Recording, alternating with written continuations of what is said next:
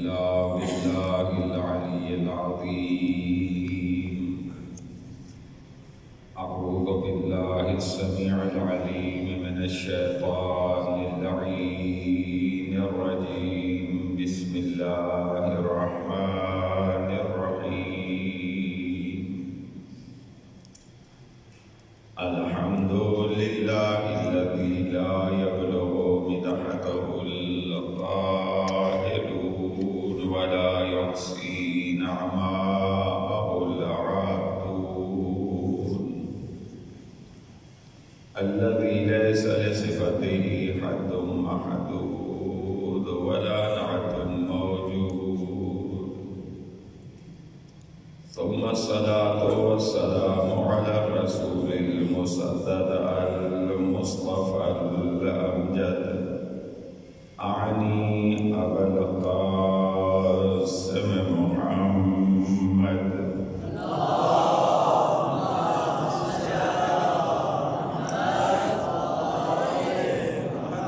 وعلى آله الطيبين الطاهرين المعصومين المنتخبين المنتجبين، الذين أذهب الله عنهم الرجس وطهرهم تطهيرا.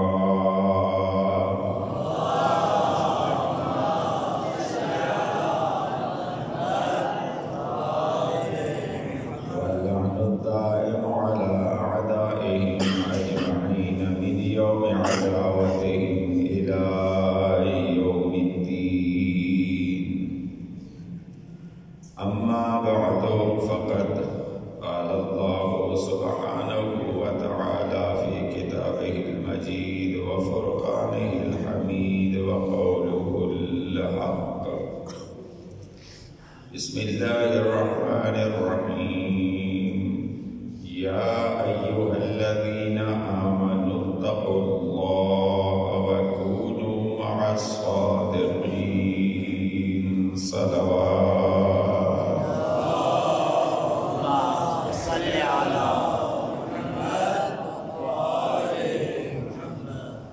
آج کی مجلس عزا برائے ایصال ثواب ملک نوید حسین و ملک شاہد حسین، ان کے والدین اور ان کے دیگر مرحومین کے ایصال ثواب کے لیے منعقد ہو رہی ہے۔ آپ تمام حضرات سے التماس ہے کہ ان مرحومین کے ایصال ثواب کے لیے ایک مرتبہ سورہ فاتحہ اور 3 مرتبہ سورہ توحید کی تلاوت فرما دیجیے۔ بسم اللہ الرحمن الرحیم۔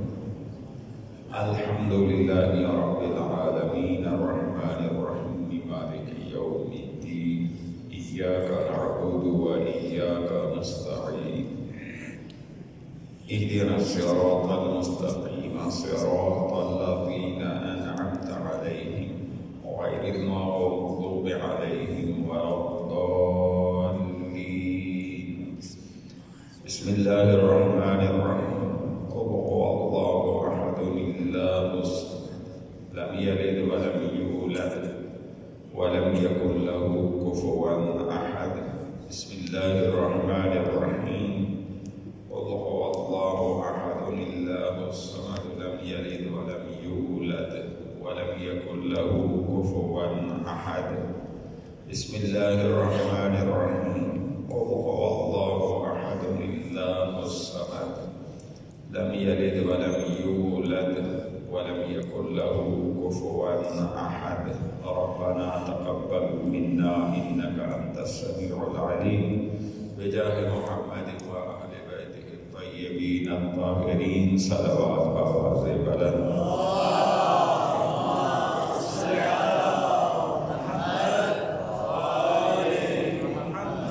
دوستان محترم، بزرگان ملت، مسلسل سلسلہ گفتگو اس آیت کریمہ یا ایھا الذین آمنوا اتقوا اللہ، اے ایمان والو تقوی اختیار کرو۔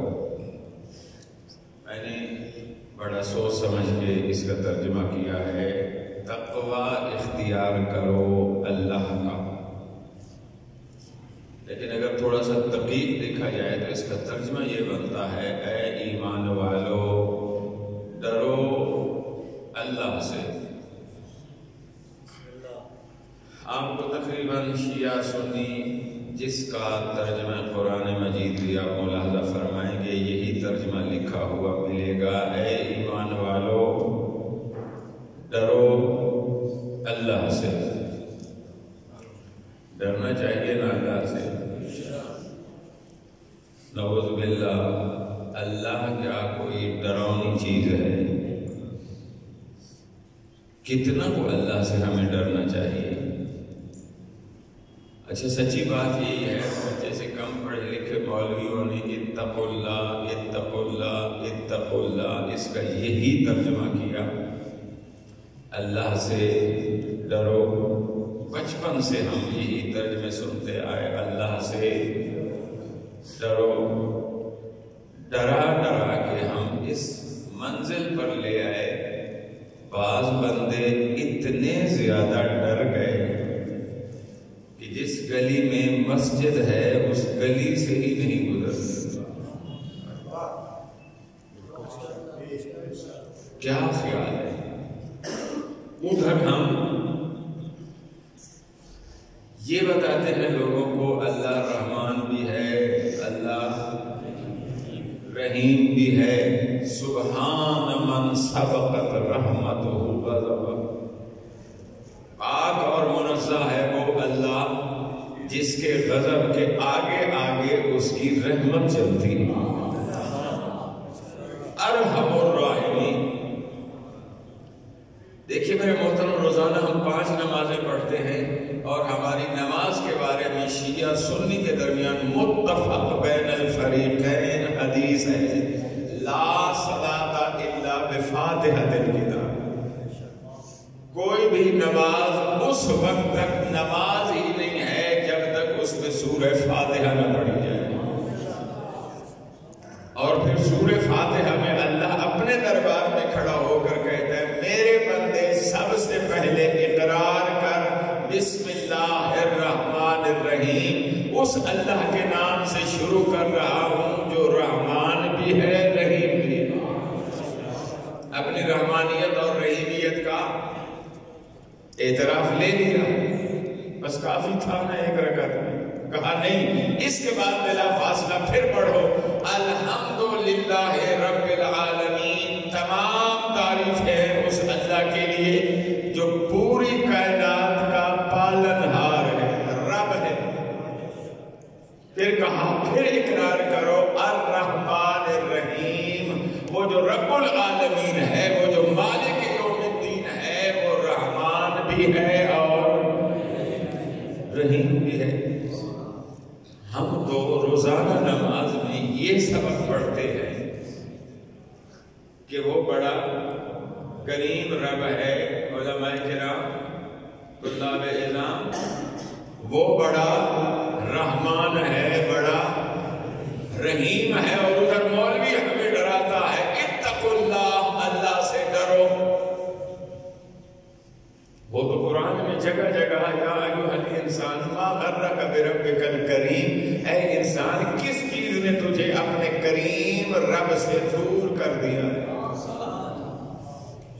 روایت میں جملے ملتے ہیں، جب بھی کوئی بندہ اپنے گناہوں پر، اپنی غلطیوں پر نادم ہو کر سر سجدے میں رکھتا ہے اور ایک مرتبہ یہ جملہ ادا کرتا ہے یا رب، ادھر سے کئی مرتبہ جواب آتا ہے لبیک یا عبدی لبیک یا عبدی لبیک یا عبدی، جیو میرے بندے، کہاں تھا تو ابھی تک؟ اتنا مہربان، اتنا رحیم رب۔ پھر اس کے بارے میں قرآن کا ہم ترجمہ یہ کریں اتقوا اللہ، اللہ سے ڈرو۔ کیا خیال ہے؟ اللہ سے ڈرنا چاہیے، ڈرنا چاہیے۔ پھر اس کی رحمت کیا، اس کی رحمانی کیا، اس کی رحیمی کیا؟ یہ ہم خود ہی سنتے ہیں علماء کرام سے کہ 70 ماؤں سے بھی زیادہ، بلکہ یہ بھی ہماری تعبیر کی کوتاہی ہے، ہم اس کی شفقت اور محبت جو وہ اپنے بندوں سے کرتا ہے اسے کسی دنیاوی پیمانے پہ ناپ ہی نہیں سکتے۔ یہ تو صرف ایک بات کو تھوڑا سا ذہنوں میں بٹھانے کے لیے علماء نے ایک جملہ بنا دیا کہ جی وہ 70 ماؤں سے بھی زیادہ اپنے بندوں سے پیار کرتا ہے۔ 70 مائیں کہاں اور ایک ماں سے ہم ڈرتے ہیں یا پیار کرتے ہیں ماں سے؟ تو جو 70 ماؤں سے بھی زیادہ پیار رکھتا ہو آپ کے لیے، اس سے ڈرنا چاہیے یا نہیں؟ لیکن ہم ترجمہ یہی کرتے اتقوا اللہ، اللہ سے ڈرو، اللہ سے ڈرو۔ خدا کے بندے اللہ سے نہ ڈرو، اللہ تو رحمان بھی ہے، رحیم بھی ہے، کریم بھی ہے، وہ کوئی ڈرنے والی ہستی نہیں ہے۔ ڈرو اس کریم رب کی نافرمانی سے، اس کی نافرمانی سے ڈرو، اس کی بارگاہ میں گناہ کرنے سے ڈرو۔ اتقوا معاصی اللہ فی الخلوات، احادیث میں اس کی تشریح یہ ہوئی ہے ڈرو تو اللہ کی معصیت سے ڈرو، ورنہ وہ تو بڑا قارون، اس کا نام سنا ہوا ہے نا، قارون۔ کون تھا قارون؟ جی حضرت موسیٰ علیہ السلام کا خالہ زاد بھائی، حضرت موسیٰ علیہ السلام پر ایمان رکھتا تھا، مومن تھا، موسیٰ کی شریعت کے مطابق مسلمان تھا، مومن تھا، اور ٹھیک ٹھاک حضرت موسیٰ علیہ السلام کا معتقد تھا۔ اسی لیے میں عام طور پر یہ کہا کرتا ہوں یہ دنیا بڑی خطرناک ہے۔ لوگ کہتے ہیں نا میدان محشر میں پل صراط سے گزرنا پڑے گا، بعض روایات میں ہے یہی دنیا ہی پل صراط ہے، پھونک پھونک کے قدم رکھنا پڑتا ہے، گمراہی کے اسباب بے شمار، قدم قدم پہ آپ کو گمراہی کے اسباب ملیں گے، ہدایت کے اسباب بہت کم ہیں۔ تو میرے محترم یہ قارون جس کے خزانے مشہور ہیں، قرآن میں اس کا باقاعدہ تذکرہ موجود ہے، میرے بلکہ قارون کا خزانہ بچے نو سمجھانا ہوئے میاں ایڈے پیسے میں کی تو دیا، میرے بلکہ قارون کا خزانہ۔ مقصد یہ ہے کہ قارون ضرب المثل تھا دولت کے حوالے سے، حضرت موسیٰ علیہ السلام کا ماننے والا، ایمان رکھنے والا۔ کلمہ کو ایک صلوات پڑھ دیجئے بابا۔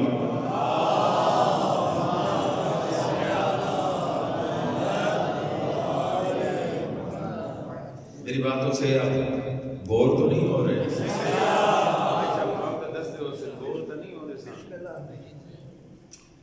ہوں بھی تو میں جو ایک طالب علم ہوں، میری جو شرعی ذمہ داری ہے وہ پیغام تو میں نے آپ تک پہنچانا ہے۔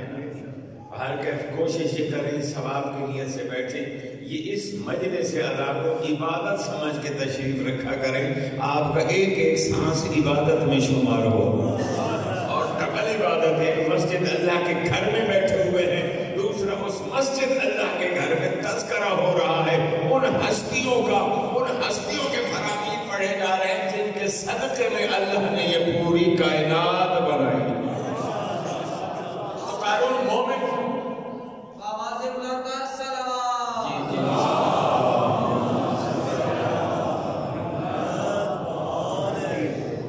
قارون مومن تھا، حضرت موسیٰ علیہ السلام کا کلمہ پڑھتا تھا، خالہ زاد بھائی نبی کا۔ لیکن جب زکوٰۃ کا حکم آیا نا، یہ دولت بڑی خطرناک چیز ہے۔ سورہ علق میں بھی خالق نے ارشاد فرمایا کلا ان الانسان لیطغی، انسان سرکش ہو جاتا ہے کب؟ ان رآہ استغنی، جب وہ اپنے آپ کو غنی، مالدار، ثروت مند سمجھنے لگتا ہے۔ یہ دولت بڑی خطرناک چیز ہے، اسی لیے تو مولا نے دنیا کی مذمت فرمائی ہے نہج البلاغہ میں، الدنیا تغر تمر تضر، دنیا دھوکہ دیتی ہے، دنیا بادلوں کی طرح گزر جاتی ہے، پتہ ہی نہیں چلتا، یہ نقصان دیتی ہے۔ ورنہ بنفس ہی دنیا بری چیز نہیں ہے. جس نہج البلاغہ میں مولا نے دنیا کی مذمت کی ہے، اسی نہج البلاغہ میں مولا نے دنیا کی تعریف بھی کی. الدنیا متجر اولیاء اللہ کے اللہ، یہ مال دنیا اللہ کے ولیوں کا ذریعہ تجارت ہے. اسی مال دنیا سے آپ یہی دنیا میں رہتے ہوئے جنت خرید سکتے ہیں. بس اس کا مصرف کیا ہے، اس کا استعمال کیا ہے، اس کے مطابق دنیا کا آگے نتیجہ نکلے گا. لیکن ہر کیف ہرس ہر انسان کے اندر ہوتا ہے. جو دیندار آل محمد کا غلام، واقعی غلام ہے، وہ اسے مینٹین رکھتا ہے. ان تعلیمات کی روشنی میں جو آل محمد نے دی ہیں ان کے مطابق وہ انہیں کنٹرول میں رکھتا ہے. جب زکوٰۃ کا حکم آیا تو ظاہر سی بات ہے 40واں حصہ، اور میں آپ کو عرض کروں قارون کے خزانے کو ایک گلے میں یا ایک تجوری میں نہیں تھے، بلا مبالغہ کمرے تھے بنے ہوئے، کئی کمرے، ہر کمرہ درہم و دینار سے بھرا ہوا ہے. قرآن پڑھ کے دیکھیے خزانے کتنے کمروں میں اس کی نوٹ تھے، دولت تھی. ان کو چھوڑیے، قرآن کہتے ہیں ما ان مفاتحہ لتنوء بالعصبہ. علماء کرام ذرا بیدار ہو کے سنیے میرا جملہ. قرآن کہتا ہے اس کے خزانے کی چابیاں اٹھانے کے لیے ایک عصبہ کی ضرورت تھی. عصبہ کا ترجمہ کیا ہے؟ ایک جماعت. ماشاءاللہ پڑھے لکھے حضرات تشریف فرمائیں. جماعت کم از کم 3، زیادہ سے زیادہ 10 بندے. حاجی صاحب کم سے کم تعداد ہم 3 بندے بھی لے لیں تو اندازہ کریں جس کے خزانوں کی جن کمروں میں دولت رکھی تھی ان کمروں کی صرف چابیاں اٹھانے کے لیے 3 بندے چاہیے تھے. ایک بندہ نہیں اٹھا سکتا تھا. اندازہ کرو اس کی کتنی دولت ہو.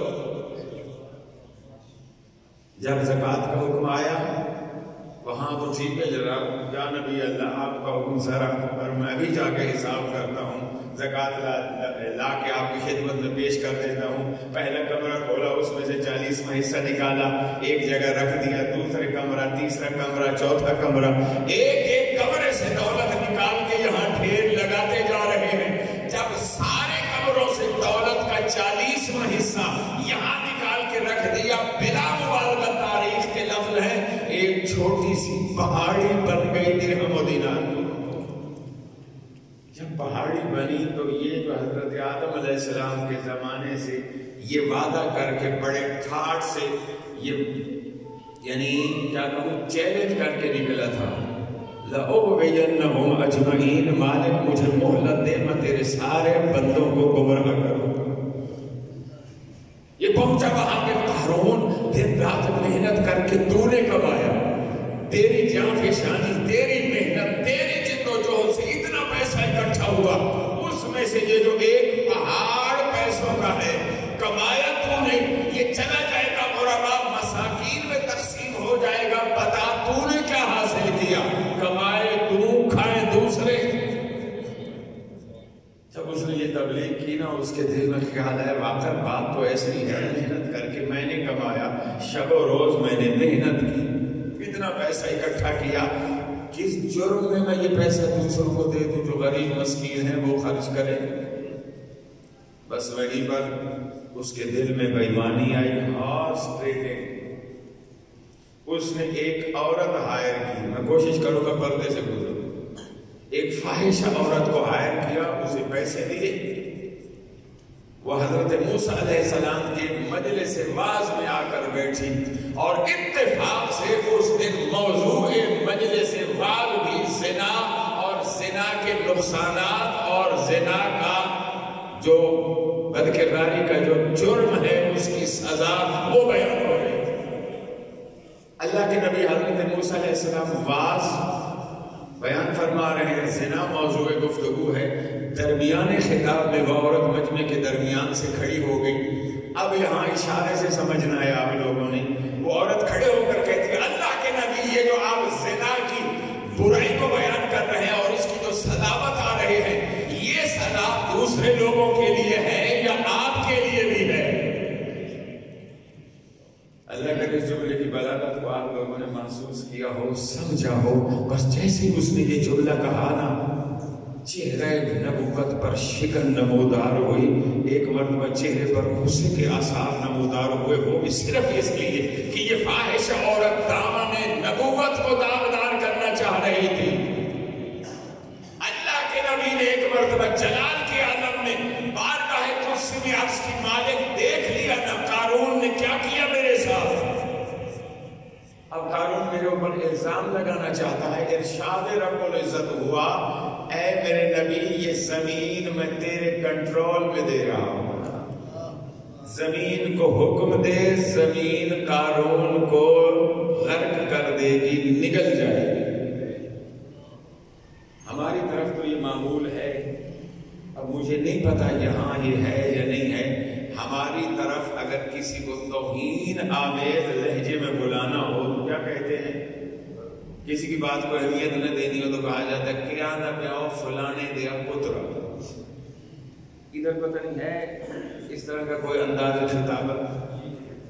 آج تک تھوڑی تو سب میرے نال مدد کرو، جوان دتھک کے بیٹھے ہے کوئی ایسا. ہماری طرف یہ ہے کسی کو توہین آمیز انداز میں بلوانا ہو تو کیا کہتے ہیں کہ آدھر میں آؤ فلانے دیا پترا، یعنی اس کی بات کو نہایت ہلکا دکھانا ہو، اس کو اہمیت نہ دینی ہو. تو لاوی، میں نے کہا نا خالزاد بھائی تھے حضرت موسیٰ علیہ السلام اور قارون، تو دونوں کے جد اعلیٰ تھے لاوی.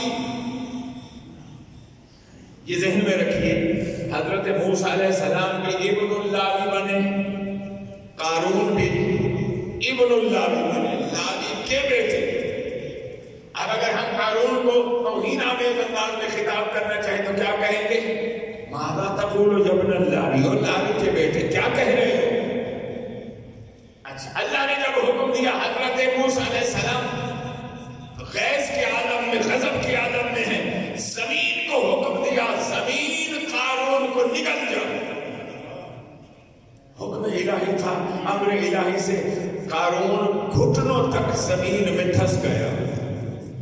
اب جب اس نے دیکھ لیا عذاب محقق ہو چکا ہے، بلکہ عذاب کو خود اپنی آنکھوں سے دیکھ رہا ہے، لگا گڑ گڑانے، لگا کانپنے، ہاتھ جوڑ کے عرض کرتا ہے یا موسیٰ، یا نبی اللہ، غلطی ہو گئی، معاف کر دیجئے.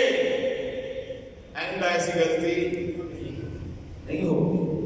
لیکن اللہ کے نبی جلال کے عالم میں ہیں. پھر زمین کو حکم دیا زمین اسے نگل جا.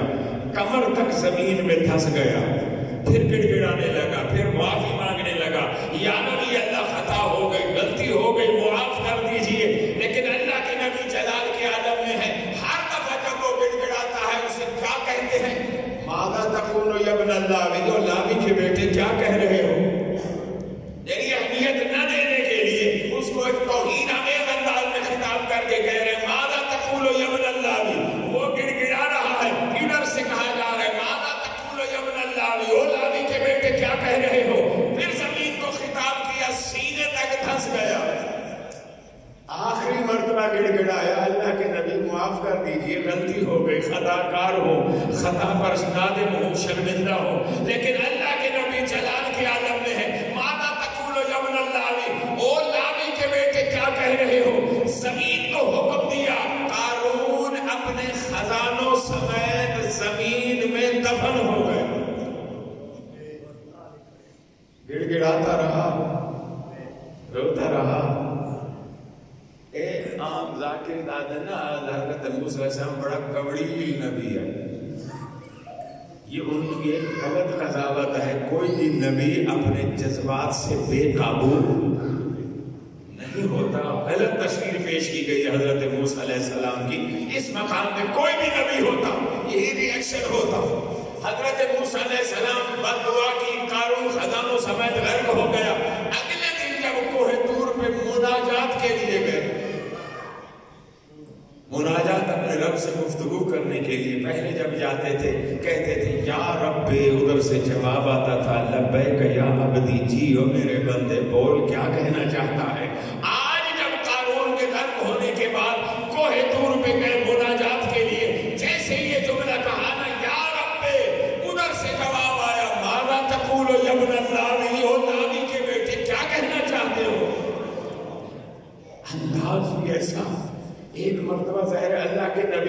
معرفت ہوتی ہے وہاں تک کوئی بندہ نہیں پہنچ سکتا. ایک مرتبہ لرز گئے, کانپ کے عرض کرتے ہیں پروردگار عالم کوئی گستاخی ہو گئی کہ آج انداز تخاطب یہ ہے, میری مناجات کا جواب اس طرح دیا جا رہا ہے. انسان رب العزت ہوا, اے میرے نبی موسیٰ. قارون کتنی دفعہ گڑ گڑایا, کتنی دفعہ معافی مانگی, لیکن تو نے اس پر رحم نہیں کیا. لیکن وہ بدبخت تھا ہی اسی قابل کہ وہ غرق ہو جاتا. کئی مرتبہ تجھے پکارا, ایک مرتبہ بھی مجھے نہیں پکارا.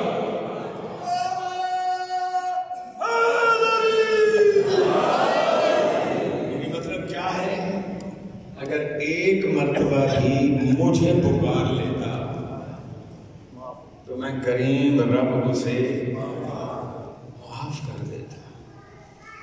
واقعاً بلا شبہ 100 بار توبہ شکستی بار, یہ ساری شیرازی کا شعر ہے. البتہ اسے سپورٹ ہے روایات کی, احادیث پیغمبر کی. اگر 100 بار بھی توبہ کی, اپنی توبہ توڑ بیٹھے ہو تو دل برداشتہ نہ ہو. خالق فرماتا ہے پھر بھی میری بارگاہ میں واپس آ کے تو دیکھ, میں تجھے قبول کیسے کرتا ہوں. تو پھر یہ ترجمہ درست نہیں ہے نا, اتقوا اللہ, اللہ سے ڈرو. بولو آپ کی ترجمہ صحیح بن رہا ہے؟ تھوڑا سا ہاں ہوں کرو, کوئی پیسے نہیں لگتے. بولو یہ ترجمہ ٹھیک بن رہا ہے. اتنا رحیم اور کریم ارحم الراحمین رب, اور اس کے بارے میں مولوی منبر پہ آگے کہو یا اللہ سے ڈرو. اللہ سے نہ ڈرو, اللہ کی نافرمانی سے ڈرو, اس کی حکم عدولی سے ڈرو. اسی کو میں 2 دن سے مسلسل, آج تیسرا دن ہے, تقویٰ اس کا نام کہا جاتا ہے. ہم حضرت آدم علیہ السلام کی اولاد ہیں یا نہیں؟ حضرت آدم علیہ السلام کے 2 بیٹے, کیا کیا نام تھا ان کا؟ بچیو بولو. قابیل اور حابیل. جی, قابیل اور حابیل. قابیل اور حابیل. یہ اس وقت پوری دنیا 6 یا 7 افراد پر مشتمل, پوری دنیا.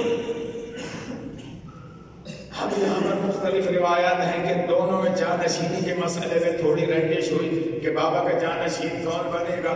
تو وہاں امتحان میں اللہ نے انہیں ڈالا کہ تم دونوں قربانی پیش کرو, جس کی قربانی بارگاہ ربوبیت میں قبول ہو جائے گی وہ اپنے باپ کا جانشین بنے گا, یا کسی اور وجہ سے بہت کے ان دونوں کو حکم ہوا قربانی کا. اکثر بندے آتے ہیں جی حابیل تے قابیل رنگ ملویندا, قاتل کیڑا تے مقتول کیڑا. سوکھا جی ہے صاحب جی دے شروع کاف آندی نے نا, وہ قاتل ہے, قاتل دے شروع دے وچ بھی کاف ہے, قابیل دے شروع دے وچ بھی کاف ہے. اب جو حابیل تھا اس نے قربانی کے لیے اپنے مال میں سے سب سے اچھی چیز کا انتخاب کیا, کیوں؟ اللہ کے راہ میں جا رہی ہے. اور جو قابیل تھا اس نے تلاش کے اپنی بھیڑ بکریوں میں سے جو کمزور ترین موئی مکی پھٹی چلتی بھیڑ بکری اسے ملی, وہ اس نے اللہ کے راہ کے لیے انتخاب کی.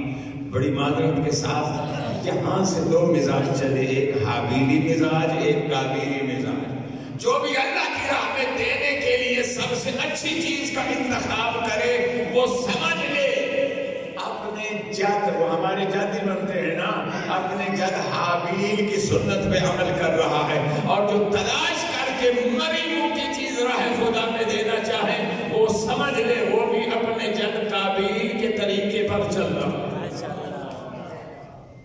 چوتھا پارہ اس سے شروع کی آیت کریمہ کیا ہے میرے محترم؟ قرآن صرف رٹے لگانے کے لیے نہیں آیا, قرآن سمجھنے کے لیے آیا. اللہ کا میسج ہے لن تنالوا البر, کبھی بھی نیکی تک نہیں پہنچ سکتے جب تک حاجی صاحب اپنی پسندیدہ چیز راہ خدا میں خرچ نہیں کرو گے.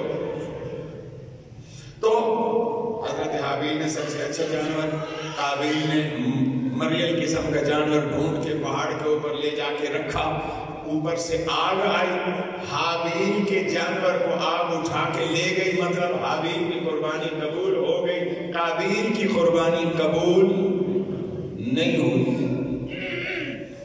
تو جیسے ہی یہ ماجرا ہوا نا، قابیل کو غصہ آیا. اس نے کہا کمال ہے، میں بڑا ہوں، یہ حابیل مجھ سے چھوٹا ہے، اس کی قربانی قبول ہو گئی، میری کیوں نہیں ہوئی؟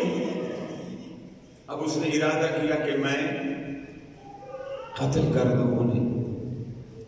بس انہوں نے قتل کا جیسے ہی ارادہ کیا نا، تو حضرت حابیل نے کہا کیوں مجھے قتل کرتے ہو؟ ما انا بباسط یدی الیک لاقتلک.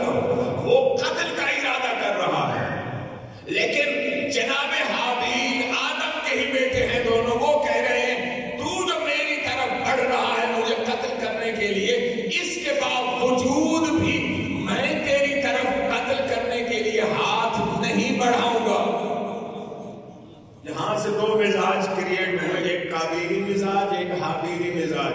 جو کسی کو نہ قتل کرنے کے لیے آگے بڑھے وہ قابیلی مزاج ہے، اور جو قتل ہو کے بھی اپنے آپ کو اللہ کی نافرمانی کی طرف نہ لے جائے وہ حابیلی مزاج ہے. اچھا حابیل نے ہاتھ کیوں نہیں اٹھایا؟ کمزور تھے، تقویٰ سمجھانے لگا. کمزور تھے، ان کے ہاتھوں میں جان نہیں تھی. قاتل پہلے نہ قابیل نے دیکھا تھا نہ حابیل نے دیکھا تھا، بس شیطان نے بہکایا. روئے زمین پر انسانیت کا پہلا قتل یہ ہوا. اس سے پہلے انہیں نہیں پتا تھا قتل کیسے کیا جاتا ہے. بس اس نے ایک پتھر اٹھا کے ان کے سر میں مارا اور انہیں قتل کر دیا. تو جناب حابیل نے قابیل کا جواب کیا دیا کہ میں تمہیں قتل کیوں نہیں کروں گا؟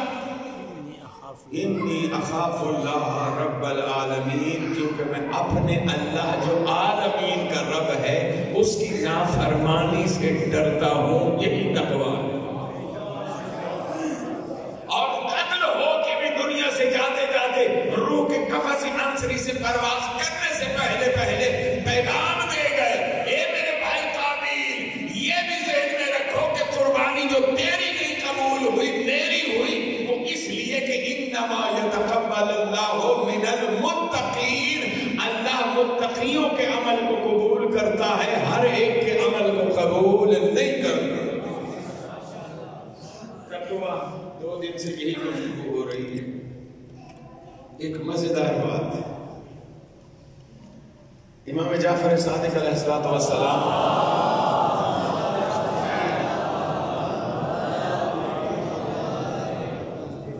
قصہ ہے، تاریخی قصہ ہے. کچھ لوگ آئے، فرزند رسول فلاں بندہ اتنا اچھا خطاب کرتا ہے جی سبحان اللہ. آج بھی میرے ساتھ ہوا ہے قبلہ، مجھے آ کے لوگ کہتے ہیں جناب کمال ہے آپ کہیں، میں نام نہیں لیتا ہے، میں خواہ اس مقدس منبر پہ بیٹھ کے غیبت ہو جائے کوئی فائدہ، آپ ان کی طرح خطاب کیوں نہیں کرتے؟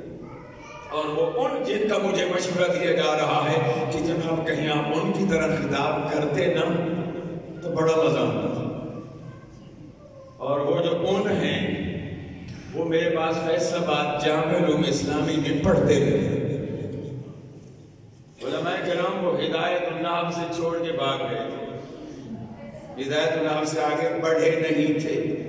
تو میرے محترم یہ عوام کا جو مزاج ہوتا ہے، دیکھتے ہیں وہ چٹخ پٹخ لچھے دار باتیں جو کر سکتا ہے وہی علامہ ہے، وہی پتہ نہیں کیا کچھ ہے، وہی اللہ جانے، بس نام پوچھے کیا کچھ. تو فرزند رسول کو فلاں بندہ اتنی اچھی تقریر کرتا ہے، کمال ہے. ایک مرتبہ تو بندوں کو اپنے شہر میں جکڑ لیتا ہے، ایک بندہ، دوسرا بندہ، تیسرا بندہ. میرے مولا نے فرمایا، میں ایک مرتبہ سوچا کہ دیکھیں تو صحیح، یہ اتنا بندہ آ کے کہہ رہا ہے کہ وہ بہت اچھی تقریر کرتا ہے، بہت اچھا خطیب ہے. میرے مولا نے ایک مرتبہ 2-4 صحابہ کرام کو ساتھ لیا، سوچا آج جا کے اس کے خطاب میں بیٹھتے ہیں، سنیں تو صحیح کہ وہ کیسی تقریر کرتا ہے. مولا اپنے آپ کو چھپانے کے لیے مجمع کے سب سے پیچھے جا کے ایک جگہ بیٹھ گئے، اس کا خطاب سنا. خطاب سننے کے بعد صحابہ کرام سے، اپنے صحابیوں سے کہا واقعی ٹھیک کہا تھا آپ نے، بندہ ہے تو خطیب، تقریر تو اچھی کر لیتا ہے، لیکن میں دیکھنا یہ چاہتا ہوں کہ تو بولتا اتنا اچھا ہے، کرتا کتنا اچھا ہے۔ آج دیکھیں یہ کرتا کیا ہے، تو اپنے آپ کو مخفی رکھتے ہوئے مولا اس کے پیچھے پیچھے چل پڑے۔ وہ بندے خدا آداب سے گزر رہا تھا، ایک تندور والے سے 2 روٹیاں چوری کی، اپنی ابا کے اندر چھپا دی، تھوڑا سا اور آگے گیا، وہاں سے مثلا 1 انار۔ اب یہاں 2 روایتیں، بعض روایات میں 3 مقامات ہیں، بعض روایات میں 4 مقامات ہیں، میں صرف 3 مقامات پڑھنے لگا ہوں۔ دوسری جگہ سے مثلا انار چوری کیا، آگے گیا تو وہاں سے کوئی سبزی چوری کی۔ یہ ساری چوری کی چیزیں وہ ابا میں چھپا کے جا رہا ہے۔ آگے گیا، ایک معذور بندہ ریڈی کے اوپر بیٹھا ہوا تھا، روٹیاں اسے دے دی۔ پھر آگے گیا، ایک اور بیچارہ مستمد محتاج اور فقیر بندہ تھا، انار اسے دے دیا، سبزی تیسرے بندے کو دے دی۔ میرے مولا یہ سب کچھ دیکھ رہے ہیں۔ اب جب مولا نے یہ عمل دیکھا نا، تو مولا اب اس کے سامنے آگے کہتے، بندہ خدا یہ جو میں نے دیکھا تو نے کیا کیا؟ 3 جگہ سے چوری کی، 3 بندوں کی مدد کر۔ دیکھ کے کہتے آپ کون؟ مولا نے فرمایا میں جعفر صادق ہوں۔ اچھا آپ ہیں جنہیں امام جعفر کہا جاتا ہے؟ کمال ہے، آپ کیسے امام ہیں؟ آپ کو قرآن بھی نہیں آتا؟ نعوذ باللہ، استغفر اللہ۔ مجھے حیرت ہوئی کہ آپ کو قرآن بھی نہیں آتا۔ میرے مولا نے مسکرا کے کہا تجھے آتا ہے تو تو ہی سمجھا دے یہ تو نے کیا کیا۔ کہتا ہے مولا کا نام لے کر، میں تو یہ کہوں گا مولا، کہتے مولا آپ نے قرآن نہیں پڑھا؟ قرآن میں اللہ فرماتا ہے من جاء بالحسنۃ فلہ عشر امثالھا، جو بندہ بھی ایک نیکی انجام دیتا ہے وہ رحمان اور رحیم و کریم رب اسے ایک نیکی کے بدلے میں 10 نیکیوں کا ثواب دیتا ہے نا یہ آیت قرآن۔ ومن جاء بالسیئۃ فلہ مثلھا، اور جو بندہ گناہ کرتا ہے گناہ کے بدلے میں صرف ایک گناہ، یہ بھی اس کی رحیمی ہے یا نہیں؟ خدا کی قسم اس نے پیکج دیے ہیں، جس طرح موبائل والے پیکج دیتے ہیں نا، من جاء بالحسنۃ فلہ عشر امثالھا، 1 کے بدلے میں 10۔ اور پھر ایک اور مقام پہ فرمایا کمثل حبۃ، جو بندہ ایک نیکی کا کام انجام دیتا ہے وہ ایک دانے کی مانند ہے، جس دانے کو آپ زمین میں بو دیتے ہیں، پھر اس سے پودا نکلتا ہے، اس کے اوپر 7 بالیاں لگتی ہیں اور ہر بالی میں 100 دانہ ہوتا ہے، وفی کل سنبلۃ مئۃ حبۃ، ہر خوشے میں 100 دانے ہوتے ہیں۔ یعنی بویا تھا تم نے ایک، اس نے عطا کیے 700 دانے۔ فرمایا نیکی کی مثال بھی ایسے ہی ہے، آپ ایک نیکی کریں گے اللہ 1 کے بدلے میں 7 دے دے گا۔ اچھا موبائل کا دور ہے ماشاءاللہ، پیکج ہے نا انلیمیٹڈ، موبائلوں کے انلیمیٹڈ بھی پیکج ہے نا، کہ انلیمیٹڈ منٹ ہیں اس میں، اور پتہ نہیں ایم بی پتہ نہیں کیا کچھ۔ اللہ نے بھی ایک انلیمیٹڈ پیکج دیا، اللہ یضاعف ذلک لمن یشاء۔ یہ 700 تک بات نہیں ہے، اس کے علاوہ اس کی نیت، اس کا محل عمل دیکھ کر اس نے کس مقام پر راہ خدا میں خرچ کیا، اس کی نیت کو دیکھ کر اللہ اجر دگنا کر دے گا، کتنا جتنا وہ چاہے گا۔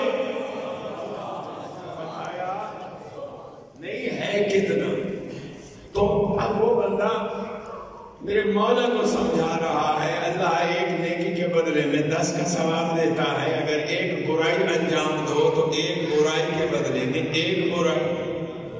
میرے مولا نے مسکرا کے فرمایا تو پھر کہا سامنے کی بات ہے، میں نے یہاں سے روٹی چرائی 1 گناہ، وہاں سے انار چرایا 2 گناہ، وہاں سے میں نے سبزی چرائی 3 گناہ۔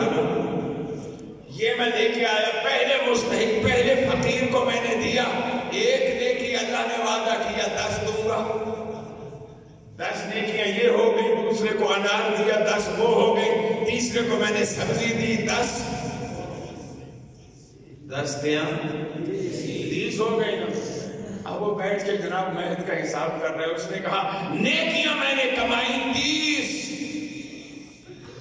اس کے مقابلے میں گناہ کتنے کمائے؟ 3. 30 میں سے 3 نکال لو. عرض کرتا ہے فرزند رسول میں پھر بھی گھاٹے میں نہیں ہوں، 7 نیکیاں پھر بھی میرے پاس بچ جاتی ہیں. تو میرے مولا نے مسکرا کے فرمایا او خدا کے بندے یہ آیتیں تو پڑھ لیں، یہ تو نے آیت نہیں پڑھی انما یتقبل اللہ من المتقین. اللہ ہر ایک کا عمل قبول بھی نہیں کرتا، اللہ صرف ان کا عمل قبول کرتا ہے جو متقی ہوتے ہیں. اور جیسے تو نے پہلی چوری کی، تقوی تیرا رخصت. جب تقوی ہی نہیں رہا تو یہ 20 20 30 کیسے بنے گی؟ تو میرے محترم آگے کر رہا تھا تقوی حاصل ہوگا تو کونوا مع الصادقین. میں نے عرض کیا تھا یہ ترتیب بھی قرآن کی معجزے سے کم نہیں ہے. اللہ نے نہیں فرمایا سچوں کے ساتھ ہو جاؤ اور تقوی اختیار کرو، نہیں، اللہ نے فرمایا تقوی اختیار کرو اور سچوں کے ساتھ ہو جاؤ. معلوم ہوا تم سچوں کے ساتھ ہونے کے قابل تب بنو گے جیسے جب پہلے تقوی اختیار کرو گے. اگر تقوی نہیں ہے کیونکہ یہ تو ہستی ہیں انما یرید اللہ لیذھب عنکم الرجس اہل البیت، ان کے قریب رجس تو جا ہی نہیں سکتی. صادقین کون ہیں؟ پہلی مجلس میں نے بتایا تھا صادقین کون ہیں. آج لگتا ہے سارے ناراض بیٹھے ہیں. وہ سب کا جڑا بیان کی تو ہے وہی پوچھتا پیا صادقین کون. میں نے حدیث کی روشنی میں شیعہ سنی علماء کے جو مفسرین ہیں ان کی تفسیروں سے نکال کے بتایا تھا کہ صادقین اللہ نے کن کو کہا. وہ میدان مباہلہ میں پتہ چلا صادقین صرف 5 ہستیاں، محمد، علی، فاطمہ، حسن، حسین علیہ الصلوۃ والسلام. اب ان صادقین کے ساتھ ہونا ہے. آج تو ہم اس دنیا میں وقت گزار رہے ہیں میرے محترم. ان صادقین میں سے کون موجود ہے ہم جن کا ساتھ دیں؟ بولو تھوڑا. ہاں ہوں تیسرے یار طالب علم تو اسی بولو میرے نام بزرگان یہ سنی ہوئی ہیں کہ ہوتا تبرک کر آگے بھائی جانے تشریف لے آنے تو سدا میرا ساتھ ہے. اب صادقین جو 5 میں نے گنوائے ہیں میدان مباہلہ میں، ان میں سے کون صادق موجود ہے جس کے ساتھ ہم نے ہونا ہے تاکہ قرآنی حکم پورا ہو؟ کوئی ہے؟ 5. اب ان میں سے کوئی نہیں ہے تو ہم 1400 سال بعد والے، میں کہتا ہوں 1400 سال بعد میں آنے والوں کا بھی مسئلہ حل ہو جاتا ہے اگر ہم پوری غدیر کو سمجھ لیں.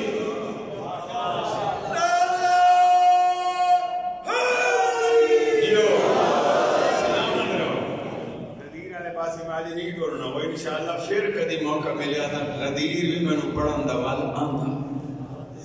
لیکن آج میں غدیر کے باہر سے گزر جاؤں گا، سامنے نظر آ جائے گا وہ ممبر لگا ہے، وہ نبی، وہ علی ہاتھ پکڑ کے فرما رہے ہیں من کنت مولا ہو فہذا علی المولا.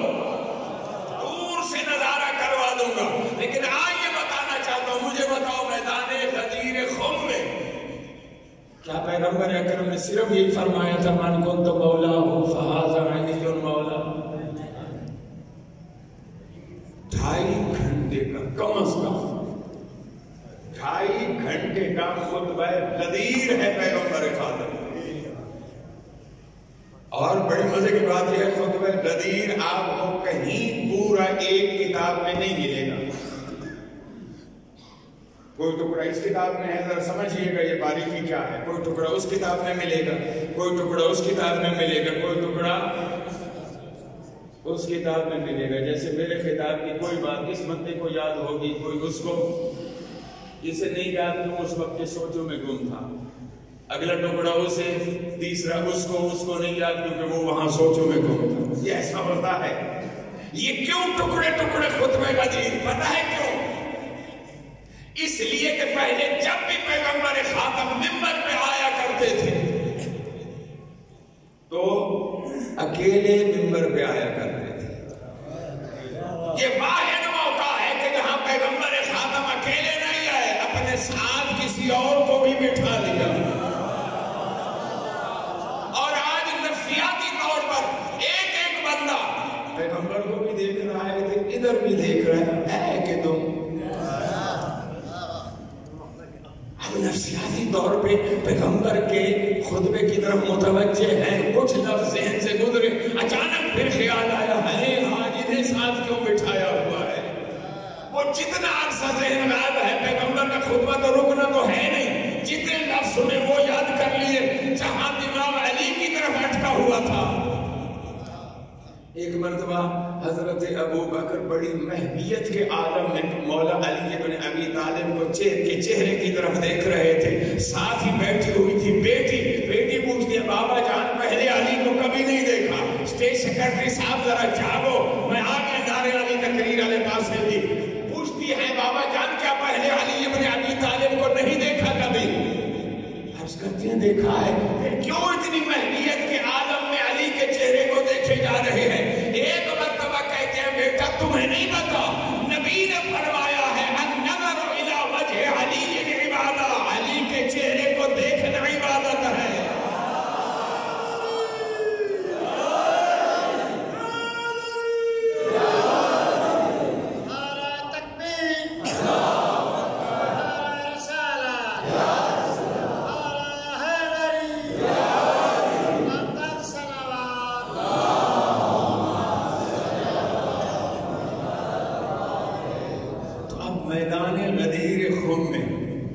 منظر میں نے بتا دیا نا، کبھی پیغمبر کا خطبہ سنتے ہیں ٹائم کہ دیکھ اوور تو نہیں ہو گیا، نہیں یہ بندے انجے میں دے میں شوقی کا میں ڈر گیا نا کہ ٹائم ختم تھا بندے اٹھتے ہوئے۔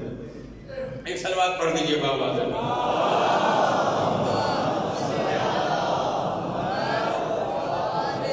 اب پیغمبر اکرم کو خطبہ سنتے ہیں، پھر اچانک علی کی طرف نظر چلی جاتی ہے۔ اس کا مطلب یہ ہے کہ پورا میدان غدیر اور جتنے حاجی ہیں 3 سٹار حاجی ہیں، کوئی معمولی حاجی بھی نہیں ہے، جتنے حاجی ہیں لاشعوری طور پر جب علی کے چہرے کی طرف دیکھتے ہیں عبادت کر رہے ہیں۔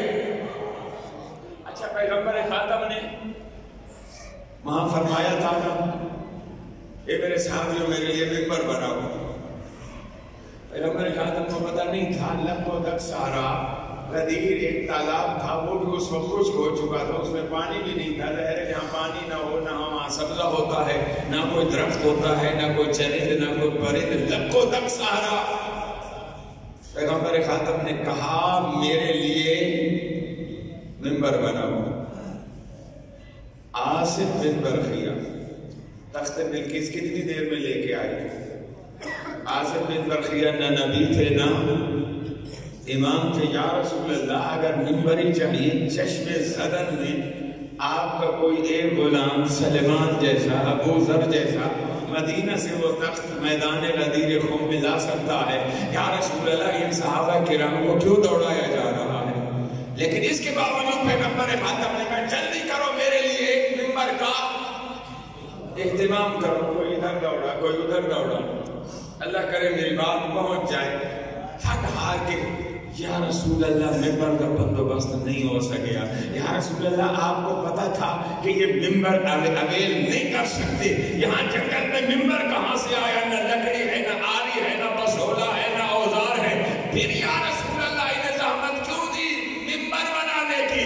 عجب نہیں پیغمبر اکرم جواب دے ارے انہیں منبر کے پیچھے اس لیے دوڑایا انہیں پتہ چل جائے جو منبر نہیں بنا سکتے وہ صاحب منبر کہاں سے بنائے؟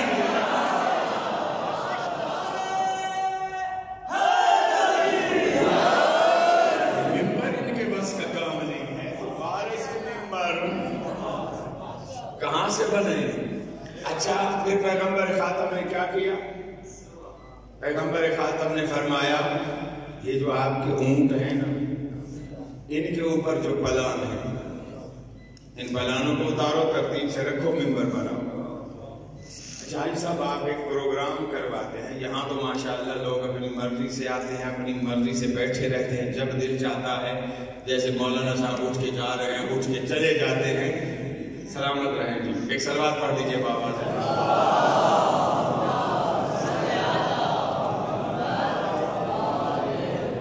لیکن آپ یہ چاہتے ہیں پروگرام میرے سے کوئی بندہ نہیں پروگرام ختم ہونے سے پہلے نہ جائے. کیا طریقہ کریں گے؟ باہر گیٹ تے بندہ بٹھا تو جب گن لے کے خبردار کوئی نہیں جا سکتا. کوئی طریقہ تو ہونا چاہیے نا. مجھے ایک طریقہ سمجھ آیا ہے. جو موٹر سائیکل پہ آ رہا ہے ایک بندے کی ڈیوٹی وہ موٹر سائیکل پارکنگ میں لگا کے چابی اس کی موٹر سائیکل کی اپنے پاس رکھے. جو گاڑی پہ آیا ہے اس کی گاڑی پارکنگ میں لگوا کے گاڑی کی چابی اپنے پاس رکھ لو. کوئی نہیں ہلے گا. ہاں پروگرام ختم ہوگا آپ چابیاں واپس کریں گے تب کوئی نکل سکے گا. اور غدیر کا پروگرام آپ کی طرح کوئی ایک دن کا نہیں تھا پورے 3 دن کا پروگرام تھا. پیغمبر خاتم نے یہ بندوبست کیا کہ کوئی بندہ ولایت علی سننے سے پہلے ہلنے نہ پائے. کیا بندوبست کیا؟ اچھا اس زمانے میں گاڑیاں کون سی ہوتی تھی؟ پجیروں کے برابر کی سواری ہوتی تھی اونٹ. میرا تصور یہ میں تو یہی سمجھا کہ جن کے بارے میں پیغمبر کو خطرہ تھا میں کدھر کھسک نہ جاؤں. پیغمبر خاتم نے ان کے اونٹوں کے پلان اتروا لیے. میں یہ سمجھتا ہوں کہ وہ اونٹوں کے پلان نہیں تھے گویا کہ ان کی گاڑیوں کی چابیاں تھی جو پیغمبر نے رکھ لی. کہ کوئی بھی ولایت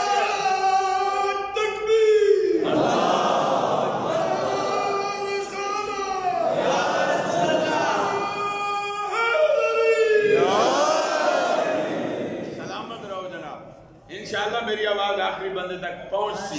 بسم اللہ بسم اللہ. اسپیکر ساتھ نہیں دے رہا تو ٹینشن نہیں لے رہی.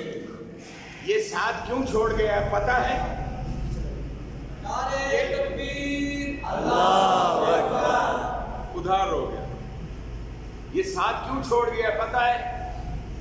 یہ بندوں کا بنایا ہوا ہے. جو بھی بندوں کا بنایا ہوتا ہے وہ راستے میں ہی چھوڑ دیتا ہے. یہ کلا ہے اللہ کا بنایا ہوا. جسے اللہ وسیلہ بناتا ہے وہ دنیا میں بھی ساتھ دیتا ہے آخرت میں بھی ساتھ دیتا ہے.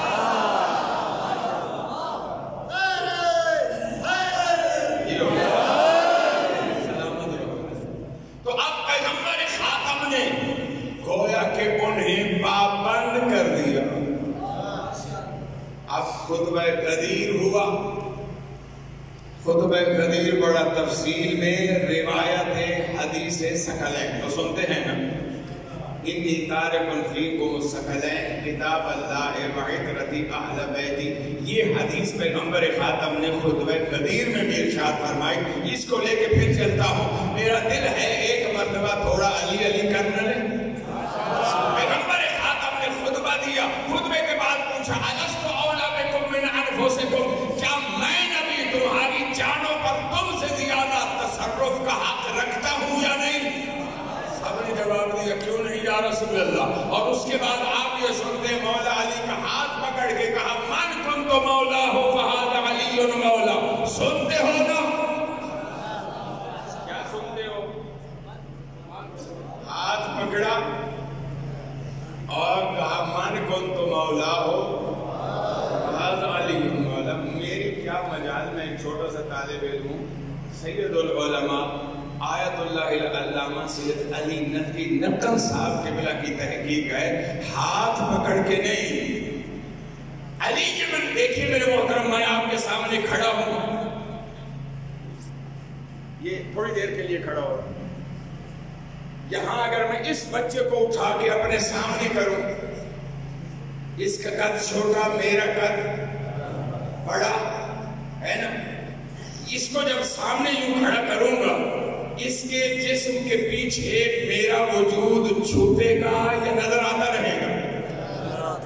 نظر آتا رہے گا نا. اس کا قد چھوٹا میرا قد. لیکن اگر اپنے قد و قامت کے مطابق کسی بندے کو اٹھا کے یوں مجمع کے سامنے کر دوں تو کیا ہوگا؟ میرا وجود اس بندے کے وجود کے پیچھے چھپ جائے گا. نقل صاحب قبلہ فرماتے ہیں پیغمبر خاتم نے علی کا ہاتھ نہیں پکڑا بلکہ دونوں ہاتھوں سے علی کو یوں اٹھا کے مجمع کے سامنے کیا اور پھر فرمایا من کنت مولا ہوں فہذا علی مولا.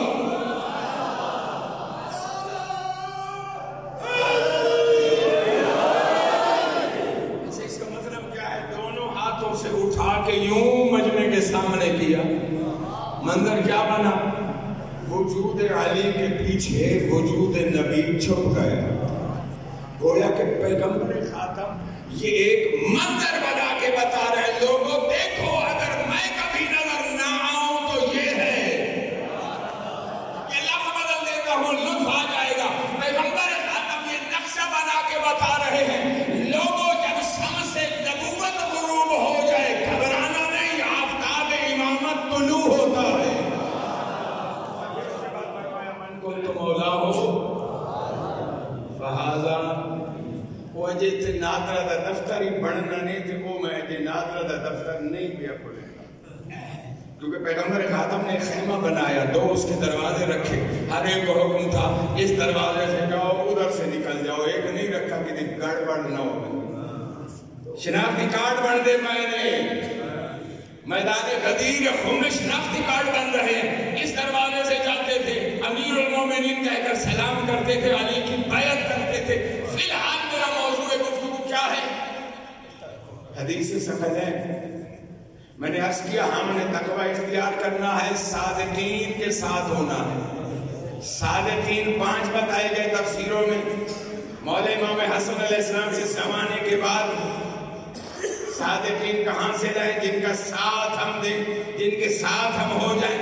حدیث ثقلین میں پیغمبر خاتم نے قیامت تک آنے کے لیے صادقین کا بندوبست کر دیا.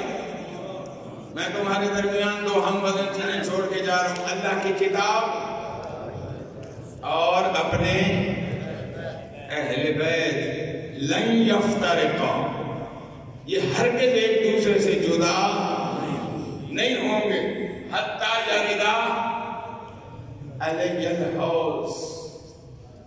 یہ انشاءاللہ باقی بیان کل مین باتیں بات کر رہے گی تو انشاءاللہ ابھی 2 دن اور بھی میرے پاس ہیں. میرے محترم اللہ تو اور اللہ کا رسول تو یہ کہہ گیا تھا کہ میرے اہل بیت کے ساتھ حسن سلوک سے پیش آنا.